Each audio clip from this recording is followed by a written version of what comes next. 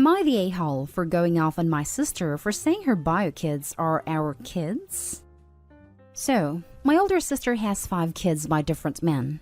Her first child was abandoned to my mother shortly after birth. Her second child was attempted to be given to a co-worker at 9 months old. Attempted, as in the co-worker offered to babysit the kid, but was surprised when she got baby's diaper bag with birth certificate, social security card, and a note saying, "You keep the little witch, I don't want her." Social services ended up getting involved, and my mother got her as well. Next 2 children are with both of their wonderful dads, and 5th is currently with her after the dad kicked them both out. From the entire time my mom had the kids, my sister never once visited, or specifically, called about them. She'd call sharing some news, then as an afterthought she would ask about the first kid, but never the second, before she hung up the phone. My mom died a year ago and my husband and I offered to take the 2 now teenagers.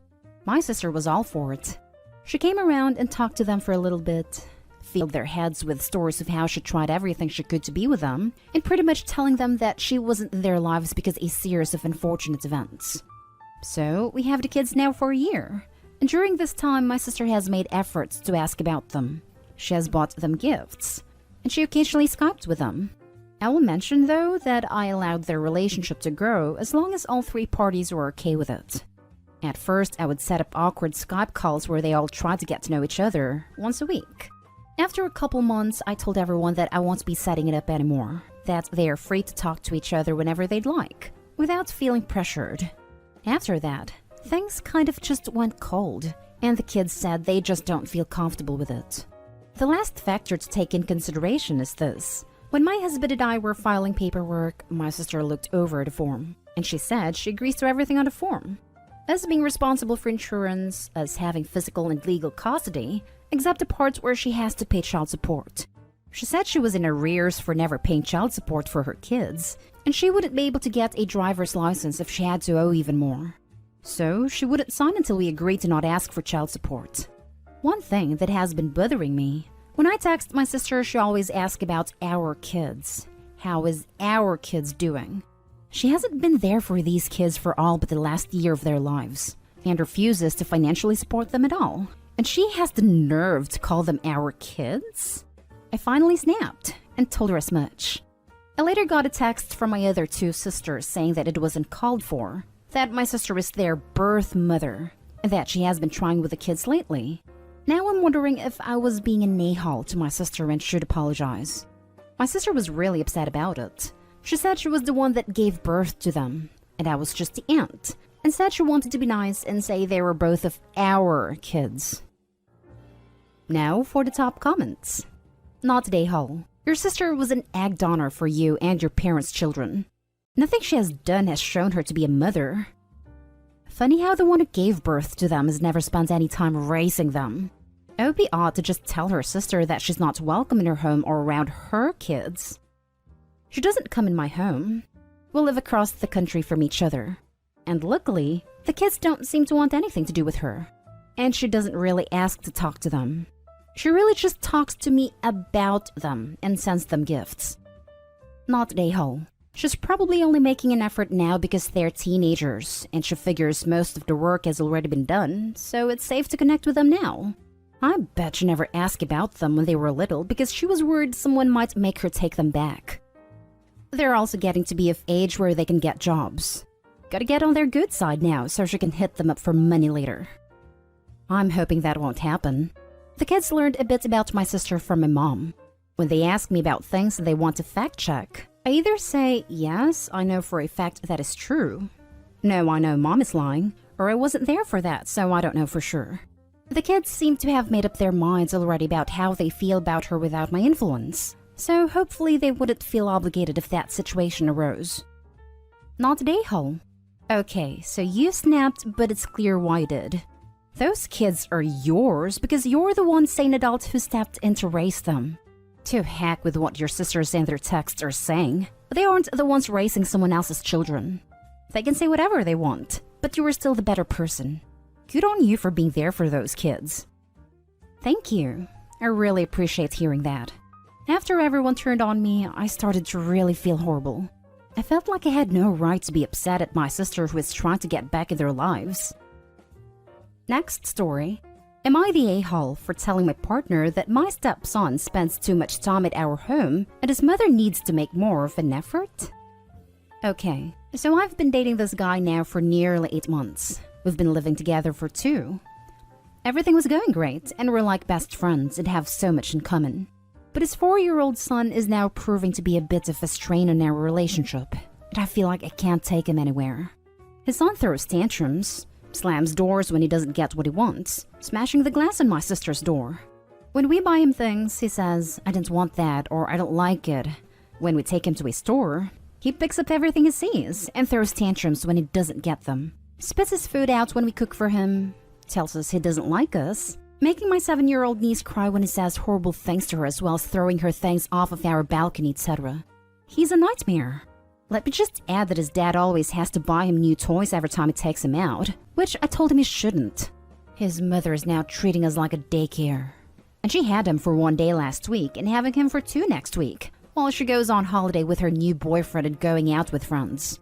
My partner is now currently unemployed, and I'm the main breadwinner and struggling to support all 3 of us due to having to buy extra food and more gas and electric usage. I'm also woken up at 7 a.m. every Saturday and Sunday because my stepson wants the iPad charging or more games downloading, when weekends are supposed to be my time after working all day Monday to Friday. I don't finish until 8 p.m. I told my partner this has to stop, and my place cannot be treated like a daycare. He needs to either A, take him out weekends, or B, rotate it so we have him every other weekend. I feel like my life has been taken over as well as my apartment, as his son has his own bedroom and my things have been taken out of drawers and placed into plastic bags which I'm now living out of. My partner is struggling being away from his son, and I feel horrible for giving him ultimatums. But I feel I need to look after myself too, as I never did in my last relationship. I suffer from depression and anxiety, and I feel this whole living situation is making things worse. Am I the a-hole? Edit. I am not trying to stop my partner seeing a son. I am merely implying that the kid needs routine and equal time with both mom and dad on rotating days, in which my partner also agrees. I know they come as a package, and I'm willing to take this on, but neither parent is financially supporting this child. Everyone sucks here. Your house is not being treated like a daycare. It's being treated like the home of a child's parent, which it is. You are in a relationship with a parent. You either need to come to terms that he might wind up with his kid full-time, or you need to not be in a relationship with a parent. Little kids get up early, and if that bothers you, you should not be living with a kid and his parent. Not at all reasonable to tell the parent that his child just needs to not exist in your space. Your partner sucks for putting you in a position where you are living out of bags in your own home, for not disciplining his child, for spoiling his child, for putting the entire burden of supporting himself and his child on you. But here's the thing, he is not going to change. This is how he parents. This is how he deals with his ex. You've been dating less than a year and this guy already has you supporting him. You are feeling mental health effects. You are struggling financially. Looking after yourself is the correct choice, but the way you are doing it is not okay. The 4-year-old is a product of the parenting he is being provided. Your boyfriend is showing you what to expect. So either accept and get on board with a kid taking over your life because that's what they do, or move this guy back out and think about whether this relationship will work long term. Everyone sucks here. Based on your post history, there is a lot more going on here. You jumped right into moving in with a man you've been with for 6 months, after only recently leaving a horrible man you were with for 11 years. You have still been posting about the ex in a very real, active way since this new relationship started. You are not ready to move on. What you are doing isn't healthy for you, for your new boyfriend, and for the child. You need time alone, a therapist, and peace and quiet. Leave. This is not a healthy dynamic for anyone, and it's up to you to take the reins and fix that. Everyone sucks here. Your partner may have some good qualities, but he sounds like a pretty crappy parent, and that's unlikely to change. And the fact that he has a kid really isn't going to change. So you need to think about whether or not you can live with that. You have not been turned into a daycare. Your partner has a kid. This is the deal when you date someone with a kid. If mom dies or pieces out, you're gonna have this kid 24/7. I encourage you to have some empathy for the kid too. He is a little person with some big feelings who has been shunted around his whole life and is likely given everything he wants because the parents feel some guilt. He's doing what's been reinforced. FYI, I don't blame the child for his behavior. His behavior is down to the parents, and I believe he needs some stability in his life. I hope you realize that having him and your partner move in when you only knew him for 6 months is likely a big factor in this lack of stability. I'm going to have a word with my partner tonight. I was happy leaving it 12 months before meeting a son, but my partner couldn't wait that long. Now for the next story. Am I the a-hole because I didn't want to keep giving my sister money? I'm 19 female and I recently started a new temporary job a few weeks ago that I love. I finally heard back from this field trip instructor / teaching assistant job where I help at the school and they pay me and everybody $16 per hour because of the travel and hard work. I feel like I made the mistake of answering my sister, 26 female, when she asked how much I was making. And now she's been asking me for favors or wanting to be close lately. Her boyfriend, 27 male, and her make minimum wage, which is a little above $8 per hour in our state. So since money has been an issue for them, I guess that's why she has been asking me for some in small amounts. But it piles up.